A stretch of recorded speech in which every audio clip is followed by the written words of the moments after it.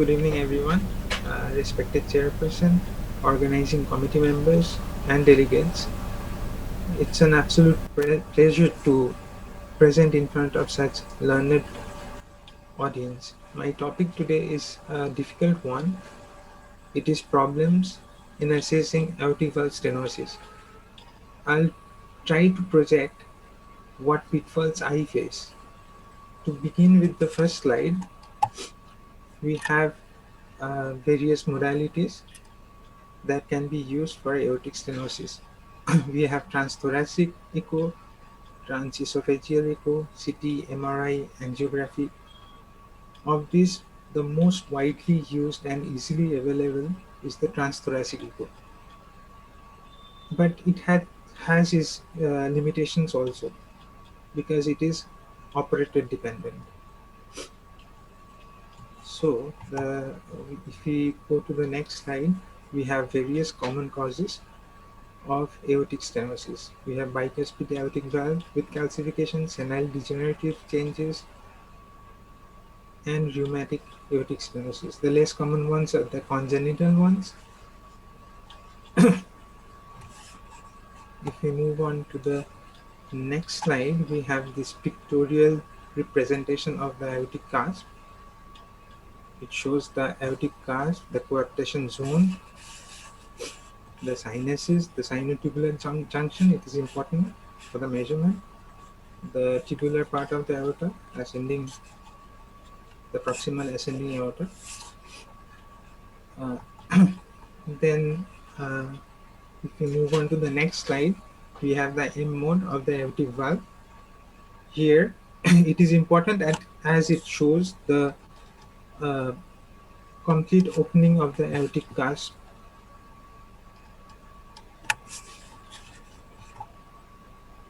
The normal views, the parasternal long axis view, the anatomy. Here we have some pictures of the bicuspid aortic valve.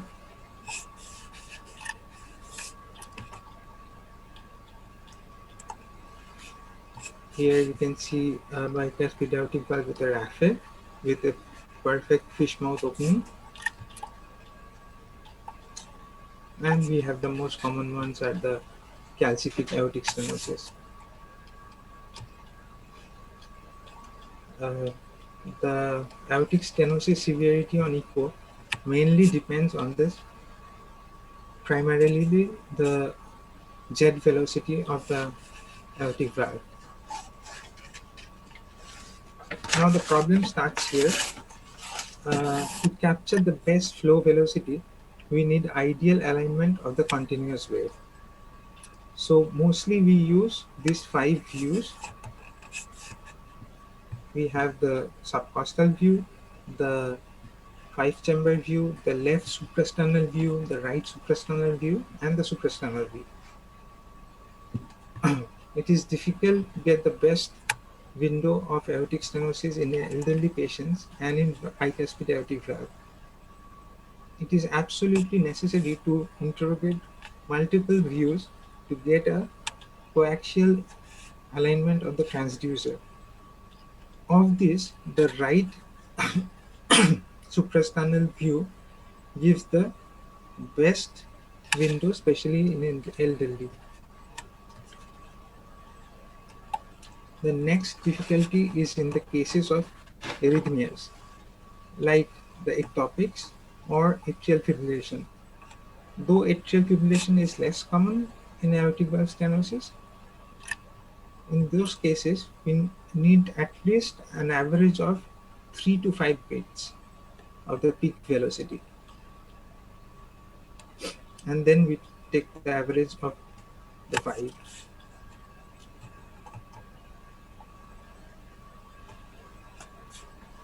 Then another problem we face is the gain setting. The gain setting, if it's too high, then we overestimate the aortic stenosis gradient. If we optimize the gain setting, we get a perfect envelope and we can rule out the over and underestimation of the aortic valve stenosis. Another common pitfall is we get this dagger-shaped continuous wave envelope, which usually indicates an left ventricular outflow tract obstruction. So, to to rule out this, we need this M mode, where we can see a perfect cast opening and a systolic notching after the aortic valve cast.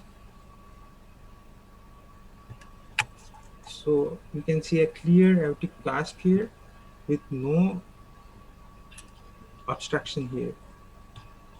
The actual obstruction starts at the LVOT, where there is systolic anterior motion of the mitral valve. Another uh, another problem is when we have this eccentric mitral regurgitation, which is directed towards the aortic root. So sometimes we get this gradient. Here we can see an envelope of the mitral regurgitation here. In those cases, we need to see the ECG gating, where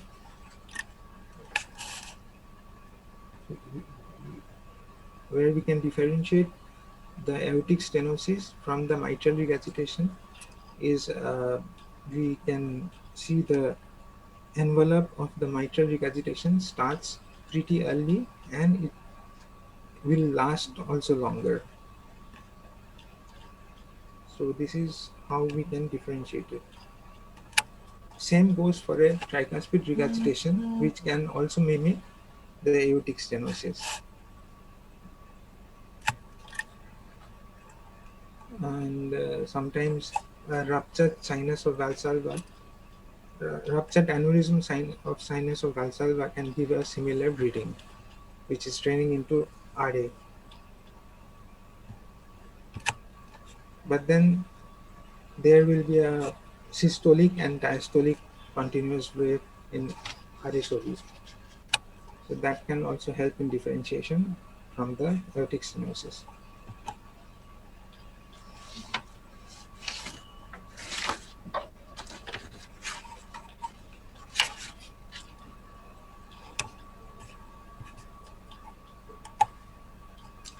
Then we have another subtype where there is subvalvular aortic stenosis,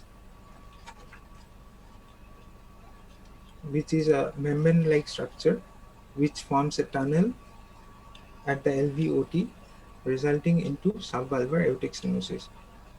Here, the treatment will change from aortic valve replacement and daily oral anticoagulant to a just membrane resection. So identification is very important of a subvalvular aortic stenosis. You can see in Williams syndrome also there is supravalvular aortic stenosis, where there is hourglass-like structure, fibrous structure, which causes stenosis at the proximal part of the ascending aorta.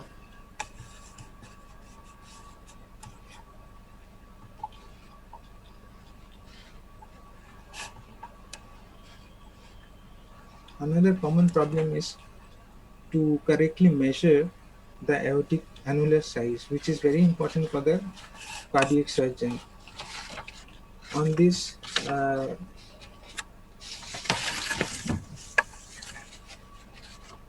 on this number, uh, we have to choose correctly.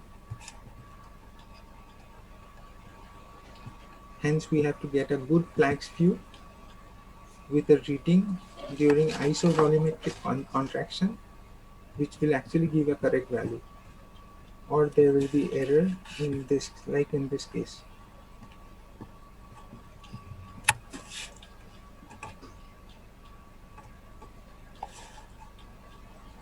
Another very practical problem is due to hypertrophic of the left ventricle.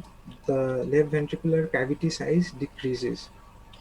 significantly, and then it results into decrease in stroke volume. Finally, the gradient across the aortic valve will also be less. So, like uh, in this picture, we can see there is significant hypertrophy. The LV cavity size is decreased. Even if the ejection fraction is uh, kept standard, we have a less stroke volume. So there will be low flow, low gradient aortic stenosis. Here we need to use